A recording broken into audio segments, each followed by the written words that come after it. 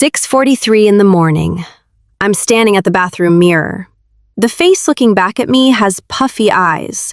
Not dramatically, just that familiar morning heaviness under the eyes. The slight swelling that makes everything look tired before the day has started. I've dealt with this my whole adult life. I have an eye cream. I have cold spoons I sometimes remember to put in the freezer. I have concealer. And then last spring, I was going through my grandmother's photographs, specifically looking at the eye area, which I'd started to notice after beginning this research. And I found something that stopped me. She didn't have this. Not in any of the photographs I found. Not at 40, not at 50, not at the photograph taken at her 70th birthday, where the morning light is unforgiving and her eye area is smooth and present and continuous with the rest of her face. I went to find her morning routine, and I found something that cost nothing and took 90 seconds, and that I had never heard of despite years of reading beauty content. This video is what I found. What puffy eyes actually are, and why mornings. Before the fix, I want to spend 2 minutes on the biology because it makes everything else make sense. Puffiness under and around the eyes is fluid. Specifically, it's lymphatic fluid and interstitial fluid that has accumulated in the loose connective tissue of the periorbital area overnight. Here's why it accumulates at night specifically. When you're upright during the day, gravity assists the lymphatic drainage of the face. Fluid moves downward and away from the facial tissues continuously. When you lie horizontal for 7 or 8 hours, gravity no longer assists. The lymphatic system works against gravity, or simply pools. The under eye area, which has the loosest connective tissue on the face, accumulates the most. Add to this, any inflammation from allergies, from salt consumed the evening before, from alcohol, from poor sleep quality, from crying, all of these increase the fluid load in the tissue. The eyes that were fine at midnight can be dramatically puffy at 7 in the morning. The fix, therefore, is not to add something to the skin. It's to move the fluid that has accumulated. And moving fluid requires one thing: lymphatic drainage, which requires circulation stimulation and gravity assistance, which costs nothing, which takes 90 seconds, which my grandmother did every morning. What she did. The cold water sequence.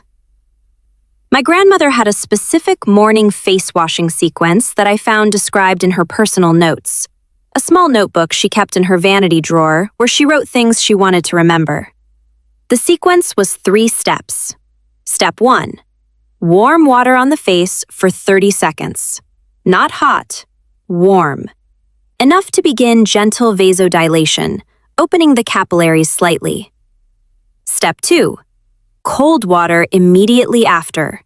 Cold from the tap. Splashed repeatedly on the face for 30 to 45 seconds.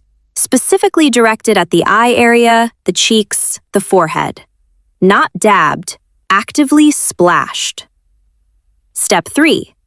Gentle tapping with the ring finger around the orbital bone, the bone that surrounds the eye socket, moving from the inner corner outward along the lower orbital rim, then from the outer corner inward along the upper lid. 10 to 15 taps in each direction. Then one slow sweep outward toward the temple. Total time, 90 seconds. The first time I tried this, I was skeptical. I stood over the sink and followed the sequence. Looked up at the mirror.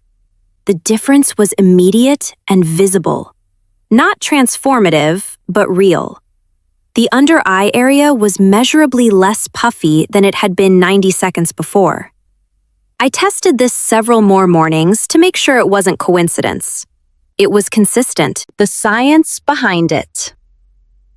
I want to explain why this works, because understanding the mechanism makes you more likely to do it consistently. The alternating warm to cold water sequence stimulates something called vasomotion, the rhythmic constriction and dilation of small blood vessels and capillaries in the skin surface.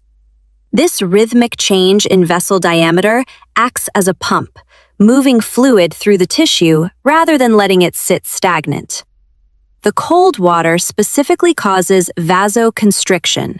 The capillaries narrow, which pushes fluid out of the superficial tissue and assists the lymphatic system in moving accumulated fluid toward the lymph nodes at the jaw, neck, and clavicle. The tapping sequence follows the actual anatomy of the facial lymphatic vessels. The periorbital lymphatics drain primarily toward the preauricular lymph nodes, the nodes in front of the ear, and toward the submandibular nodes under the jaw. The tapping motion from inner corner outward, finishing at the temple, follows this drainage direction and mechanically assists the movement of fluid. This is documented in lymphatic drainage therapy research. Estheticians who specialize in lymphatic facial work use exactly this technique. The manual lymphatic drainage of the periorbital area is a clinical approach used in post-surgical swelling reduction. My grandmother didn't know what periorbital lymphatics were. She knew that cold water and gentle tapping made her eyes look right in the morning. She had discovered the mechanism through observation. Subscribe and leave a like if you're going to try this tomorrow morning. The bell means you'll see what comes next. Why the eye cream doesn't help with puffiness. I want to address something directly because it changed how I think about products. Eye cream doesn't reduce morning puffiness, not in any meaningful or lasting way. Some eye creams contain caffeine, which is a vasoconstrictor. It temporarily tightens blood vessels in the area, creating a brief cosmetic reduction in puffiness. The effect lasts approximately 20 to 40 minutes and then reverses. You're not moving the fluid. You're temporarily constricting the vessels that the fluid sits beside. Some eye creams contain peptides or hyaluronic acid. These do nothing for puffiness. Hyaluronic acid is a humectant that attracts water. Applying a water-attracting ingredient to already swollen tissue is counterproductive for puffiness specifically, even if it's beneficial for dryness. The correct intervention for morning puffiness is mechanical. Move the fluid. Cold water and gentle lymphatic tapping move the fluid. Eye cream does not. The 1950s woman who had no eye cream and used cold water was doing the correct thing for the correct reason. The modern woman who has 3 eye creams and wakes up puffy every morning is doing the comfortable thing that feels like skincare but isn't addressing the mechanism. I replaced my eye cream with this routine 8 months ago. The puffiness I had accepted as genetic and permanent has reduced significantly. Not from adding something, from doing something. The sleep position connection. There's a second factor my grandmother controlled that most of us don't think about. Sleep position. My grandmother slept on her back. This was not accidental. I found references to it in her notes, and it was consistent in every family story about her morning routines. She slept on her back with one pillow. Back sleeping allows gravity to assist facial lymphatic drainage throughout the night, not just in the morning. The fluid that accumulates from horizontal positioning accumulates significantly less when the head is elevated slightly and the face is not pressed against a pillow. Side sleeping, which is how most adults sleep, places the dependent cheek and eye area in direct contact with the pillow. The tissue in contact with the pillow is compressed, which impedes lymphatic flow specifically in that area. This is why many side sleepers wake up with more puffiness on one side than the other, the side they slept on.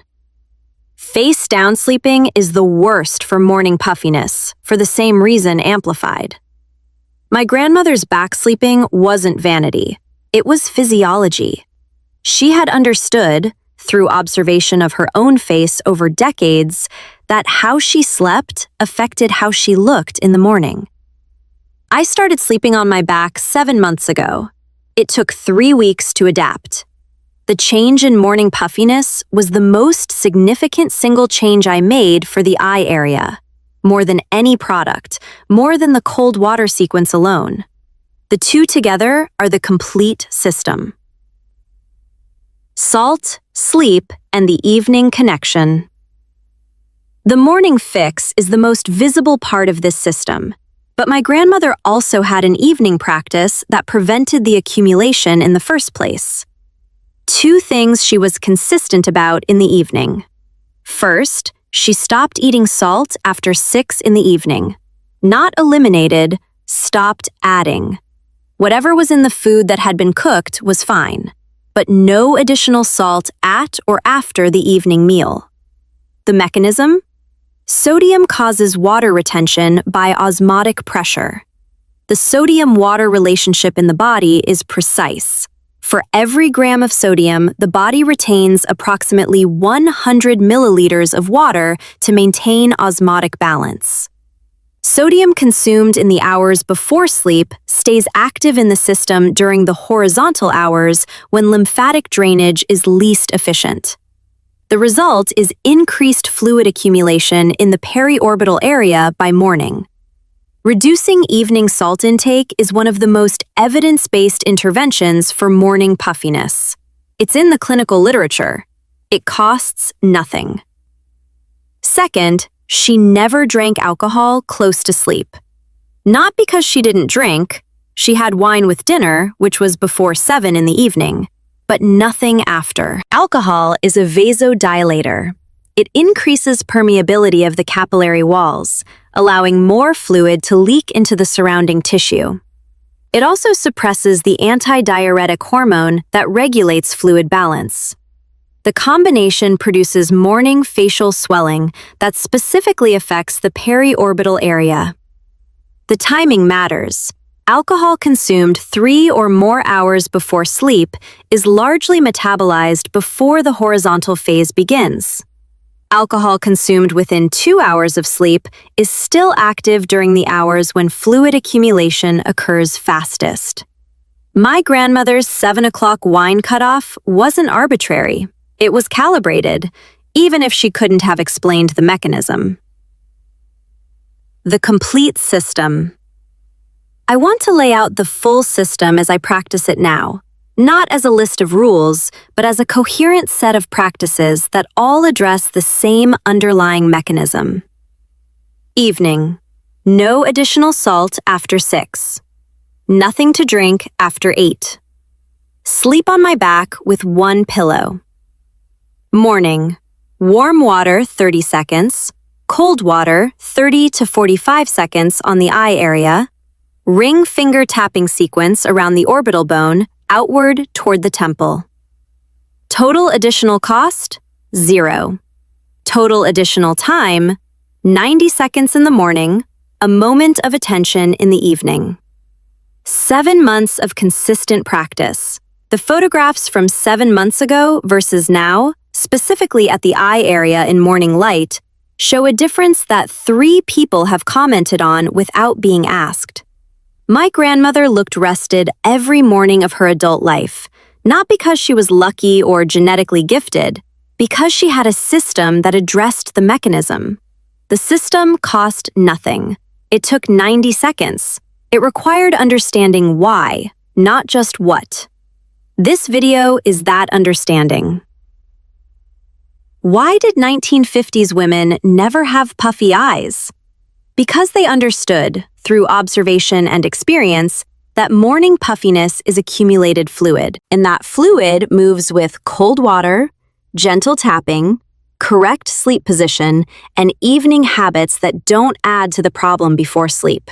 No product, no cream, no tool.